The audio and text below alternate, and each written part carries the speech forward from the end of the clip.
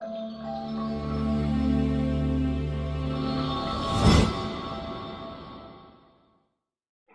विद्यार्थियों, सत श्री अकाल। मैं हाँ तुहाडा अध्यापक महेंद्रपाल। प्यारे विद्यार्थियों, अज असी पंजाब स्कूल सिक्ख्या बोर्ड की चौथी श्रेणी की पंजाबी की पाठ पुस्तक विचों पाठ 20 मेहनत का मुल कहानी पढ़ांगे, जिसनों लिखिया है सुरिंदर सिंह कोहली ने। ईश्वर चंद्र विद्यासागर साडे देश दे उगे विद्वान होए हन। एक बार ईश्वर चंद्र विद्यासागर बाजार विचों लंघ रहे सन। वो एक मंगते की आवाज़ सुन के रुक गए। मंगता एक छोटी जिही उम्र का मुंडा सी। उन्होंने मुंडे वल गौर नाल तकिया। मुंडे दे नैन प्राण तां सबूते सन, पर शरीर दा बड़ा कमजोर सी। विद्यासागर जी नूं ये समझदियां देर ना लगी कि वो मुंडा सचमुच ही बहुत गरीब है। उन्हां नूं अपने वल वेखदियां तक के मुंडे ने तरला भर के आखिया, बाबू जी एक पैसा, मैं 2 दिनां तो कुछ नहीं खाधा। जे भला मैं तैनूं 2 आने दे दियां तां उन्हां दा की करेगा? विद्यासागर जी ने पूछया। मुंडे दियां अखां विच चमक आ गई। उसने कहा, बहुत मेहरबानी होवेगी बाबू जी, घर मेरी माँ भी भुखी है, असी 2 आनियां दे चौल लैके रिन लवांगे। जे भला मैं तैनूं 4 आने दे दियां फिर? विद्यासागर जी ने पूछया। फिर कल नूं भी खाण नूं मिल जाएगा, मुंडे ने कहा।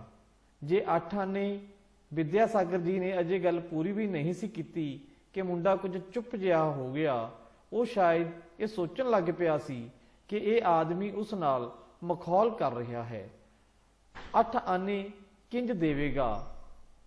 उसनूं तां एक पैसा भी डाढ़ी मुश्किल नाल मिलदा है। उसदे चुप होण पिछों विद्यासागर जी भी समझ गए कि भिखारी मुंडा इस वेले की सोच रहा है। 1 मिनट लई चुप रह के बोले, दस ना की करेगा 8 आनियां दा? मुंडा जरा खिंच गया, कहन लगा, बाबू जी क्यों मखौल करदे हो? जे मैनू गरीब नूं कुछ देना नहीं तां मेरी गरीबी का मखौल तां ना उड़ाओ। विद्यासागर जी ने उस मुंडे बारे जो सोचिया सी वो ठीक निकलिया। उन्हां बड़े ठरमे नाल कहा, मैं तैनू मखौल नहीं करदा पुत्तर, मैं सचमुच तैनू 8 आने नहीं सगों 1 रुपया देंगा। मैं तैनू पूछना चाहता हाँ कि तू उस रुपये का की करेगा? उस रुपये का? मुंडे ने कुछ झिझकदियां कहा, उस रुपये का? उस विचों 8 आने मैं अपनी मां नूं देंगा, वो इन्हां दे चौल लै आवेगी। उन्हां चौलां नाल साढ़े 4 दिन निकल जाणगे। बाकी 8 आनियां दी मूंगफली लैके मैं छाबड़ी ला लवांगा। उस विचों जो मुनाफा होवेगा उस दी होर मूंगफली लैके बेचांगा। इंज साडा गुजारा चलन लग जाएगा। विद्यासागर जी उस मुंडे दा उत्तर सुन के बहुत खुश होए। उन्हां अपनी जेब विचों 1 रुपया कढ के उस मुंडे दे हत्थ फड़ाया ते उसदा मोढा थापड़दियां कहा, मेरे चंगे पुत्र इवें ही करी जिवें तू कहा है। ये कह के वो अगां चले गए। इस तो कोई 10 वरे बाद विद्यासागर जी उसे शहर विचों लंघ रहे सन। उन्हां नूं एक नौजवान ने आके पैरी हत्थ लाए। उस नौजवान ने चंगे कपड़े पाए हुए सन। विद्यासागर जी उस नूं पछाण ना सके। मत्था टेकन पिछों उस मुंडे ने उन्हां नूं हत्थ जोड़दियां कहा, बाबू जी मेहरबानी करके जरा 1 मिनट लई मेरे नाल आओ। वो ये कह के सामने दुकान वल वधिया। विद्यासागर जी भी उसके पिछे पिछे तुर पए। दुकान अंदर जाके उस नौजवान ने उन्हां नूं बड़े सत्कार नाल बिठाउंदियां कहा, बाबू जी पछाणिया नहीं मैनू? मैं उही भिखारी मुंडा हाँ जिस नूं अज तो बहुत साल पहला तुसी 1 रुपया दिता सी। हुण ये दुकान मेरी है। विद्यासागर जी सारी गल समझ गए। इस वेले उन्हां दे चेहरे ते अकह खुशी सी। चाह पानी पियान पिछों उस नौजवान ने ਉਹਨਾਂ ਨੂੰ 1000 ਰੁਪਇਆ ਭੇਟ ਕਰਨਾ ਚਾਹਿਆ। ਵਿਦਿਆ ਸਾਗਰ ਜੀ ਨੇ ਇਹ ਰੁਪਈਏ ਇਹ ਕਹਿ ਕੇ ਵਾਪਸ ਕਰ ਦਿੱਤੇ, ਮੇਰੇ ਚੰਗੇ ਪੁੱਤਰ, ਇਹ ਰੁਪਈਏ ਤੂੰ ਆਪਣੇ ਕੋਲ ਰੱਖ। ਜਦੋਂ ਕੋਈ ਲੋੜਵੰਦ ਇਨਸਾਨ ਮਿਲੇ ਤਾਂ ਉਸ ਦੀ ਸਹਾਇਤਾ ਕਰਨੀ। ਮੈਂ ਬਹੁਤ ਖੁਸ਼ ਹਾਂ ਕਿ ਤੂੰ ਉਦੋਂ ਮੈਨੂੰ ਜੋ ਵਚਨ ਦਿੱਤਾ ਸੀ ਉਹ ਨਿਭਾਇਆ ਹੈ। ਇਹ ਦੁਕਾਨ, ਇਹ ਰੁਪਈਏ ਤੇਰੀ ਆਪਣੀ ਮਿਹਨਤ ਦਾ ਮੁੱਲ ਹੈ। ਸੱਚਮੁੱਚ ਇਹੋ ਜਿਹੇ ਨੇਕ ਦਿਲ, ਸਾਦਾ ਤੇ ਵਿਦਵਾਨ ਇਨਸਾਨਾਂ ਕਰਕੇ ਹੀ ਭਾਰਤ ਦਾ ਨਾਂ ਸਾਰੀ ਦੁਨੀਆ ਵਿੱਚ ਸਦਾ ਸਦਾ ਲਈ ਰੋਸ਼ਨ ਰਹੇਗਾ। ਪਾਠ ਅਭਿਆਸ ਪੜ੍ਹੋ ਅਤੇ ਸਮਝੋ। ਪਿਆਰੇ ਬੱਚਿਓ, ਇਹ ਕੁਝ ਸ਼ਬਦ ਹਨ ਜਿਨ੍ਹਾਂ ਦੇ ਅਰਥ ਸਾਨੂੰ ਸਮਝਾਏ ਹੋਏ ਹਨ। ਤੁਸੀਂ ਇਹਨਾਂ ਨੂੰ ਯਾਦ ਕਰਨਾ ਹੈ ਅਤੇ ਸਮਝਣਾ ਹੈ। ਵਿਦਵਾਨ, ਜਿਸ ਨੇ ਵਿਦਿਆ ਪੜ੍ਹੀ ਹੋਵੇ। ਮਖੌਲ, ਮਜ਼ਾਕ ਜਾਂ ਹਾਸਾ। ਠਰਮਾ, ਧੀਰਜ ਜਾਂ ਟਿਕਾ। ਮੁਨਾਫਾ, ਲਾਭ, ਫਾਇਦਾ ਹੋਣਾ। ਅਗਾਂਹ, ਅੱਗੇ। ਸਤਿਕਾਰ, ਇੱਜ਼ਤ, ਆਦਰ। ਅਕਹਿ, ਜੋ ਕਿਹਾ ਨਾ ਜਾ ਸਕੇ। ਸਹਾਇਤਾ, ਮਦਦ। ਠੀਕ ਸ਼ਬਦ ਚੁਣ ਕੇ ਖਾਲੀ ਥਾਵਾਂ ਭਰੋ। ਇਹ ਕੁਝ ਸ਼ਬਦ ਸਾਨੂੰ ਦਿੱਤੇ ਹਨ ਪਿਆਰੇ ਬੱਚਿਓ, ਇਹਨਾਂ ਦੇ ਵਿੱਚੋਂ ਅਸੀਂ ਚੁਣ ਕੇ ਖਾਲੀ ਥਾਵਾਂ ਨੂੰ ਭਰਨਾ ਹੈ। ਮੁੰਡੇ ਦੇ ਨੈਣ ਪ੍ਰਾਂਤ ਤਾਂ ਸਬੂਤੇ ਸਨ, ਪਰ ਸਰੀਰ ਦਾ ਬੜਾ ਡੈਸ਼ ਸੀ। ਹਾਂ, ਸ਼ਾਬਾਸ਼, ਕਮਜ਼ੋਰ। ਮੁੰਡੇ ਦੀਆਂ ਅੱਖਾਂ ਵਿੱਚ ਡੈਸ਼ ਆ ਗਈ, ਚਮਕ। ਜੇ ਮੈਨੂੰ ਗਰੀਬ ਨੂੰ ਕੁਝ ਦੇਣਾ ਨਹੀਂ ਤਾਂ ਮੇਰੀ ਡੈਸ਼ ਦਾ ਮਖੌਲ ਤਾਂ ਨਾ ਉਡਾਓ, ਗਰੀਬੀ। ਵਿਦਿਆ ਸਾਗਰ ਜੀ ਦੇ ਚਿਹਰੇ ਤੇ ਅਕਹਿ ਡੈਸ਼ ਸੀ, ਖੁਸ਼ੀ। ਜਦੋਂ ਕੋਈ ਲੋੜਵੰਦ ਇਨਸਾਨ ਮਿਲੇ ਤਾਂ ਉਸ ਦੀ ਡੈਸ਼ ਕਰਨੀ, ਸਹਾਇਤਾ ਕਰਨੀ।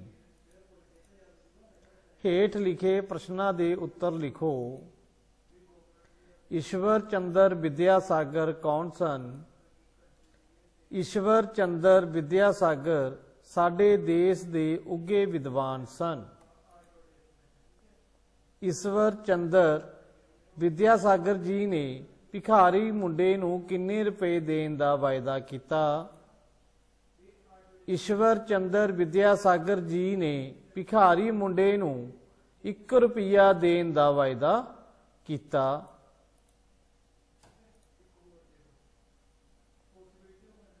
ਭਿਖਾਰੀ ਮੁੰਡੇ ਨੇ ਉਸ ਰੁਪਏ ਨੂੰ ਕਿੰਜ ਖਰਚਣ ਬਾਰੇ ਦੱਸਿਆ। ਭਿਖਾਰੀ ਮੁੰਡੇ ਨੇ ਦੱਸਿਆ ਕਿ ਉਸ ਰੁਪਏ ਵਿੱਚੋਂ 8 ਆਨੇ ਮੈਂ ਆਪਣੀ ਮਾਂ ਨੂੰ ਦਿਆਂਗਾ। ਉਹ ਇਹਨਾਂ ਦੇ ਚੌਲ ਲੈ ਆਵੇਗੀ। ਉਹਨਾਂ ਚੌਲਾਂ ਨਾਲ ਸਾਡੇ 4 ਦਿਨ ਨਿਕਲ ਜਾਣਗੇ। ਬਾਕੀ 8 ਆਨਿਆਂ ਦੀ ਮੂੰਗਫਲੀ ਲੈ ਕੇ ਛਾਵੜੀ ਲਾ ਲਵਾਂਗਾ। ਉਸ ਵਿੱਚੋਂ ਜੋ ਮੁਨਾਫਾ ਹੋਵੇਗਾ ਉਸ ਦੀ ਹੋਰ ਮੂੰਗਫਲੀ ਲੈ ਕੇ ਵੇਚਾਂਗਾ। ਇਨ ਸਾਡਾ ਗੁਜ਼ਾਰਾ ਚੱਲਣ ਲੱਗ ਜਾਏਗਾ।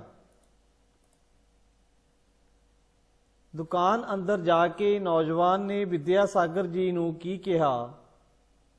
ਦੁਕਾਨ ਅੰਦਰ ਜਾ ਕੇ ਨੌਜਵਾਨ ਨੇ ਵਿਦਿਆ ਸਾਗਰ ਜੀ ਨੂੰ ਸਤਿਕਾਰ ਨਾਲ ਬਿਠਾਉਂਦਿਆਂ ਕਿਹਾ, ਬਾਬੂ ਜੀ, ਪਛਾਣਿਆ ਨਹੀਂ ਮੈਨੂੰ?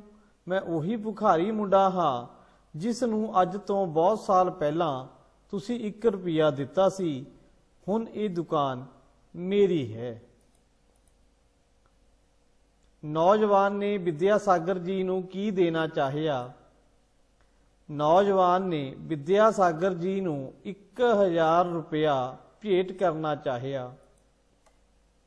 ਵਿਦਿਆ ਸਾਗਰ ਜੀ ਨੇ ਰੁਪਏ ਕੀ ਕਹਿ ਕੇ ਵਾਪਸ ਕਰ ਦਿੱਤੇ? ਵਿਦਿਆ ਸਾਗਰ ਜੀ ਨੇ ਇਹ ਰੁਪਏ ਇਹ ਕਹਿ ਕੇ ਵਾਪਸ ਕਰ ਦਿੱਤੇ, ਮੇਰੇ ਚੰਗੇ ਪੁੱਤਰ, ਇਹ ਰੁਪਏ ਤੂੰ ਆਪਣੇ ਕੋਲ ਰੱਖ। ਜਦੋਂ ਕੋਈ ਲੋੜਵੰਦ ਇਨਸਾਨ ਮਿਲੇ ਤਾਂ ਉਸ ਦੀ ਸਹਾਇਤਾ ਕਰਨੀ। ਹੇਠ ਲਿਖੇ ਸ਼ਬਦਾਂ ਨੂੰ ਵਾਕਾਂ ਵਿੱਚ ਵਰਤੋ। ਮਿਹਨਤ। ਨੌਜਵਾਨ ਨੇ ਮਿਹਨਤ ਕਰਕੇ ਆਪਣੀ ਦੁਕਾਨ ਬਣਾ ਲਈ। ਮਿਹਰਬਾਨੀ। ਆਪ ਜੀ ਦੀ ਬਹੁਤ ਮਿਹਰਬਾਨੀ ਹੋਵੇਗੀ। ਲੋੜਵੰਦ। ਲੋੜਵੰਦ ਇਨਸਾਨ ਦੀ ਸਹਾਇਤਾ ਕਰਨੀ ਚਾਹੀਦੀ ਹੈ। ਸਹਾਇਤਾ ਵਿਦਿਆ ਸਾਗਰ ਜੀ ਨੇ ਨੌਜਵਾਨ ਦੀ ਸਹਾਇਤਾ ਕੀਤੀ। ਰੋਸ਼ਨ ਅਜਿਹੇ ਮਹਾਨ ਵਿਅਕਤੀਆਂ ਕਾਰਨ ਹੀ ਭਾਰਤ ਦਾ ਨਾਂ ਸਾਰੀ ਦੁਨੀਆ ਵਿੱਚ ਸਦਾ ਸਦਾ ਲਈ ਰੌਸ਼ਨ ਰਹੇਗਾ।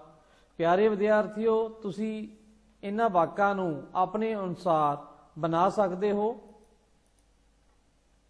ਹੇਠ ਲਿਖੇ ਸ਼ਬਦ ਕਿਸ ਨੇ ਕਿਸ ਨੂੰ ਕਹੇ?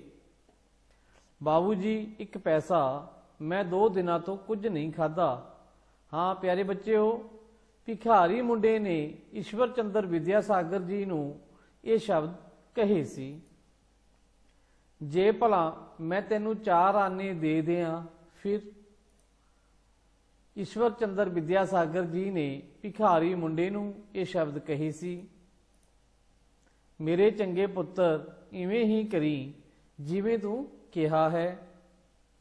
ਈਸ਼ਵਰ ਚੰਦਰ ਵਿਦਿਆ ਸਾਗਰ ਜੀ ਨੇ ਭਿਖਾਰੀ ਮੁੰਡੇ ਨੂੰ ਇਹ ਸ਼ਬਦ ਕਹੇ ਸੀ। ਬਾਬੂ ਜੀ, ਮਿਹਰਬਾਨੀ ਕਰਕੇ ਜਰਾ 1 ਮਿੰਟ ਲਈ ਮੇਰੇ ਨਾਲ ਆਓ। ਨੌਜਵਾਨ ਨੇ ਈਸ਼ਵਰ ਚੰਦਰ ਵਿਦਿਆ ਸਾਗਰ ਜੀ ਨੂੰ ਇਹ ਸ਼ਬਦ ਕਹੇ ਸੀ। ਇਹ ਦੁਕਾਨ ਰੁਪਈਆ ਤੇਰੀ ਆਪਣੀ ਮਿਹਨਤ ਦਾ ਮੁੱਲ ਹੈ। ਇਹ ਸ਼ਬਦ ਈਸ਼ਵਰ ਚੰਦਰ ਵਿਦਿਆ ਸਾਗਰ ਜੀ ਨੇ ਨੌਜਵਾਨ ਨੂੰ ਕਹੇ ਸੀ। ਵਿਸ਼ਰਾਮ ਚਿੰਨ੍ਹ ਲਾਓ। ਮੁੰਡਾ ਜਰਾ ਖਿੱਚ ਗਿਆ। ਪਿਆਰੇ ਵਿਦਿਆਰਥੀਓ, ਇਹ ਤੁਹਾਡੀ ਕਿਤਾਬ ਵਿੱਚ ਦਿੱਤਾ ਹੋਇਆ ਵਾਕ ਹੈ ਜਿਸ ਤੇ ਤੁਸੀਂ ਵਿਸ਼ਰਾਮ ਚਿੰਨ੍ਹ ਲਗਾਉਣੇ ਹਨ। ਮੁੰਡਾ ਜਰਾ ਖਿੱਚ ਗਿਆ ਡੰਡੀ, ਕਹਿਣ ਲੱਗਾ ਕੋਮਾ, ਕੋਮੇ ਸ਼ੁਰੂ। ਬਾਬੂ ਜੀ, ਕੋਮਾ ਕਿਉਂ ਮਖੌਲ ਕਰਦੇ ਹੋ? ਇਹ ਇੱਕ ਪ੍ਰਸ਼ਨ ਹੈ ਪਿਆਰੇ ਬੱਚਿਓ, ਇਸ ਲਈ ਇੱਥੇ ਅਸੀਂ ਪ੍ਰਸ਼ਨ ਚਿੰਨ੍ਹ ਦੀ ਵਰਤੋਂ ਕਰਾਂਗੇ। ਜੇ ਮੈਨੂੰ ਗਰੀਬ ਨੂੰ ਕੁਝ ਦੇਣਾ ਨਹੀਂ ਤਾਂ ਮੇਰੀ ਗਰੀਬੀ ਦਾ ਮਖੌਲ ਤਾਂ ਨਾ ਉਡਾਓ। ਡੰਡੀ, ਕੋਮੇ ਬੰਦ। ਬੱਚਿਓ, ਜੇਕਰ ਤੁਹਾਨੂੰ 100 ਰੁਪਏ ਦੇ ਦਿੱਤੇ ਜਾਣ ਤਾਂ ਤੁਸੀਂ ਉਹਨਾਂ ਦਾ ਕੀ ਕਰੋਗੇ? ਲਿਖੋ ਜਾਂ ਦੱਸੋ। ਪਿਆਰੇ ਵਿਦਿਆਰਥੀਓ, ਜਿਸ ਤਰ੍ਹਾਂ ਭਿਖਾਰੀ ਮੁੰਡੇ ਨੂੰ 1 ਰੁਪਿਆ ਵਿਦਿਆ ਸਾਗਰ ਜੀ ਨੇ ਦਿੱਤਾ ਸੀ ਤੇ ਭਿਖਾਰੀ ਮੁੰਡੇ ਨੇ ਉਸ ਨਾਲ ਆਪਣੀ ਦੁਕਾਨ ਬਣਾ ਲਈ ਸੀ। ਇਸੇ ਤਰ੍ਹਾਂ ਪਿਆਰੇ ਵਿਦਿਆਰਥੀਓ, ਅਗਰ ਤੁਹਾਡੇ ਲਵੇ 100 ਰੁਪਏ ਹੋਣ ਤਾਂ ਤੁਸੀਂ ਉਹਨਾਂ ਦਾ ਕੀ ਕਰੋਗੇ? ਕਿਸ ਤਰ੍ਹਾਂ ਤੁਸੀਂ ਉਹਨਾਂ 100 ਰੁਪਈਆਂ ਤੋਂ ਹੋਰ ਕੁਝ ਕਰ ਸਕਦੇ ਹੋ, ਜਾਂ ਤੁਹਾਡੇ ਮਨ ਦੇ ਵਿੱਚ ਕਿਹੜੇ ਵਿਚਾਰ ਹਨ, ਤੁਸੀਂ ਉਹਨਾਂ ਨੂੰ ਲਿਖ ਕੇ ਦੱਸਣਾ ਹੈ। ਧੰਨਵਾਦ ਪਿਆਰੇ ਬੱਚਿਓ। ਉਮੀਦ ਕਰਦਾ ਹਾਂ ਇਹ ਵੀਡੀਓ ਵੀ ਤੁਹਾਡੇ ਲਈ ਲਾਹੇਵੰਦ ਹੋਵੇਗੀ। ਬਹੁਤ ਬਹੁਤ ਧੰਨਵਾਦ।